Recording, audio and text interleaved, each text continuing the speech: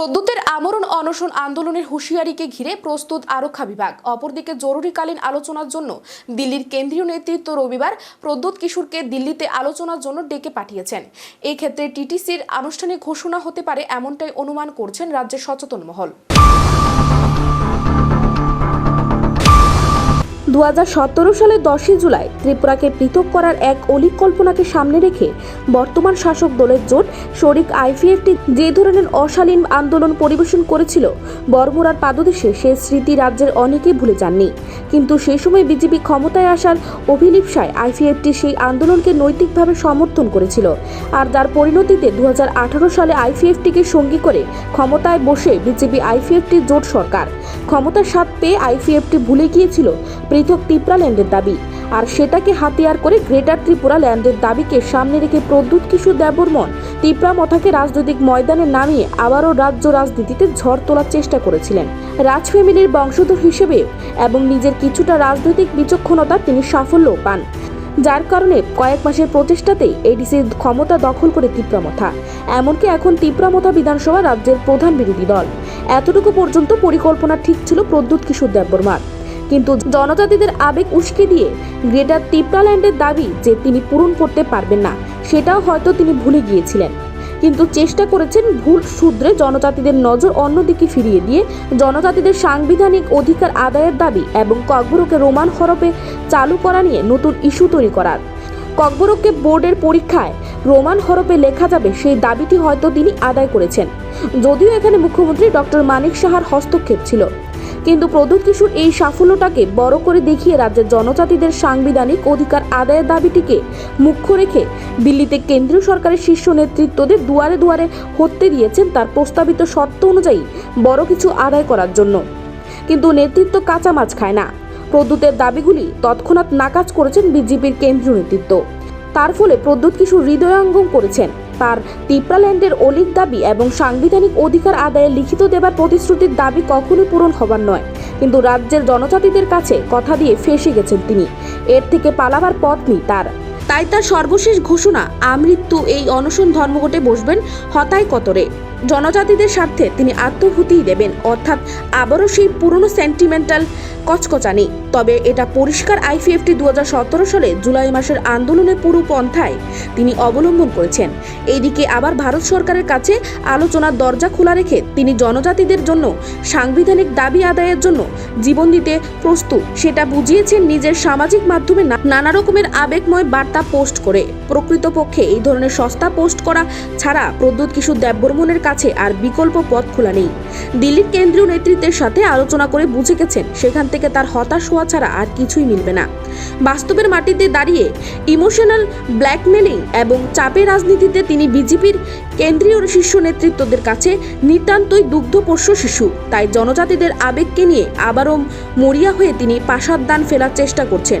কিন্তু প্রদ্যুৎ কিশোর এই আন্দোলনকে গুরুত্ব দিচ্ছেন না বিজেপি দল। রবিবার এক অনুষ্ঠানে প্রদেশ বিজেপি সভাপতি রাজীব ভট্টাচার্য পরিষ্কার জানিয়ে দিয়েছেন, প্রদ্যুৎ কিশোরের হুঁশিয়ারি বিজেপি দলের কাছে কোনো চ্যালেঞ্জ নয়।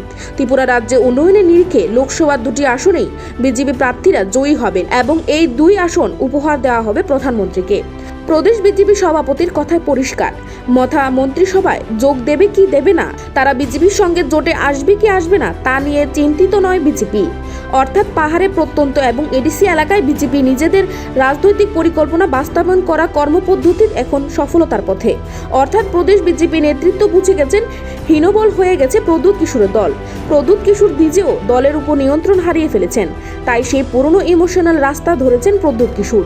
নিজের এবং নিজের দলের ব্যক্তিগত স্বার্থ উদ্ধার করতে গিয়ে রাজ্যের 40 লক্ষ লোকজনকে বাজি ধরে অনিশ্চয়তার পথে ঠেলে দিচ্ছেন প্রদ্যুৎ। কেন্দ্রীয় সরকার প্রদ্যুতের কোনো দাবি মানছে না, এখন পর্যন্ত সেটা পরিষ্কার। আর তাই 28 ফেব্রুয়ারি থেকে তার আমরণ অনশনে যাওয়ার হুমকি। এতটুকু পর্যন্ত ঠিক আছে, কিন্তু এই আন্দোলনের প্রস্তুতি নিয়ে প্রাক্তন টিএনভি নেতা বর্তমানে ত্রিপুরামথার সভাপতি বিজয় রাঙ্খলের বক্তব্য কিন্তু অন্য কিছুর আভাস দিচ্ছে। আগামীর আন্দোলনের প্রস্তুতি নিয়ে রবিবার সেই বৈঠক অনুষ্ঠিত হয়েছে ত্রিপুরামথার। তাতে তিনি পরিষ্কার বলে দিয়েছেন, ভারত সরকার দাবি না মানলে অনশন আন্দোলন অবশ্যম্ভাবী। তবে আন্দোলনের সাথে অন্যান্য আন্দোলন এমনকি পথ অবরোধ আন্দোলনও জড়িয়ে যাবে, এমনটাই হুঁশিয়ারি দিলেন তিনি। অর্থাৎ সেই 2017 সালে জুলাই মাসের আইপিএফটির আন্দোলনের পুনরাবৃত্তি, লাগাতার সড়ক অবরোধ, রেল রোকা ইত্যাদি আনুষঙ্গিক ঘটনাগুলি আবারও ঘটার সম্ভাবনা তৈরি হবে।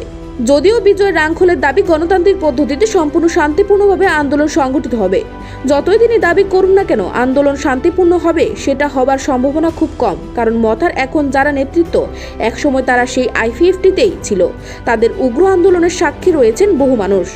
সেই সময় প্রয়াত এমসি দেববর্মা যেমন তাদের নিয়ন্ত্রণ করতে পারেননি, সেটা এখনো প্রদ্যোৎ কিশোর এবং বিজয় রাংখল নিয়ন্ত্রণ করতে পারবেন তার 2100% গ্যারান্টি নেই। এক কথায় বলা যেতে পারে লোকসভা নির্বাচনের আগে এক অস্বাস্থ্যকর এবং শান্তি শৃঙ্খলা ভঙ্গকারী এক আন্দোলনের চূড়ান্ত প্রস্তুতি নিয়েছে মথা।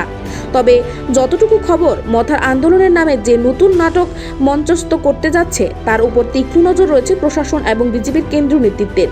কোনোভাবেই মথার এই আন্দোলনকে অশ্লীল পর্যায়ে নিয়ে যাওয়া বরদাস্ত করবে না প্রশাসন এবং আরক্ষা দপ্তর। এর জন্য চূড়ান্ত প্রস্তুতি নিয়ে নিয়েছেন রাজ্য আরক্ষা বিভাগ, এমনটাই খবর। যদিও প্রদেশ বিজেপি চাইছে প্রদ্যোৎ কিশোরের এই আন্দোলনের পটভূমিকাকে দিল্লির কেন্দ্রীয় নেতৃত্বের মাধ্যমে সমাধান করার। এই ক্ষেত্রে কেন্দ্রীয় তরফ রাজ্যের নেতৃত্বদের সঙ্গে একাধিকবার কথা হয়েছে, কারণ প্রদেশ বিজেপি নেতৃত্ব লোকসভা নির্বাচনের আগে কোনো ধরনের অশান্তি চাইছে না। এই পরিস্থিতিতে দিল্লির কেন্দ্রীয় নেতৃত্ব রবিবার জরুরি ভিত্তিতে প্রদ্যোৎ কিশোর দেববর্মনকে আবারও দিল্লি ডাকিয়েছেন। রবিবার রাতে দিল্লির নেতৃত্বদের প্রদ্যোৎ কিশোরের সাথে বৈঠকে বসার কথা। সোমবার দিন দিল্লির নেতৃত্ব প্রদ্যোৎকে টিটিসির বিষয়ে হয়তো আনুষ্ঠানিকভাবে ঘোষণা দেওয়ার কথা প্রদ্যোৎকে জানাতে পারেন। আর নেই মামা থেকে কানা মামা পেয়ে হয়তো প্রদ্যোৎ কিশোর দেববর্মন কিছু একটা পেয়েছে বলে হয়তো তার আমরণ ধর্মঘট বাতিল করতে পারেন। এখন মঙ্গলবারের দিকেই তাকিয়ে থাকতে হবে কেন্দ্র কি সিদ্ধান্ত নেয় তার দিকে, এবং এরপর প্রদ্যোতের দল কেন্দ্রের দেওয়া টিটিসি গ্রহণ করে লোকসভা নির্বাচনের আগে বিজেপির সঙ্গে জোটে সামিল হয় কিনা, এখন তার দিকে লক্ষ্য রয়েছে রাজ্যের রাজনৈতিক মহল। Bureau report, Asian Times.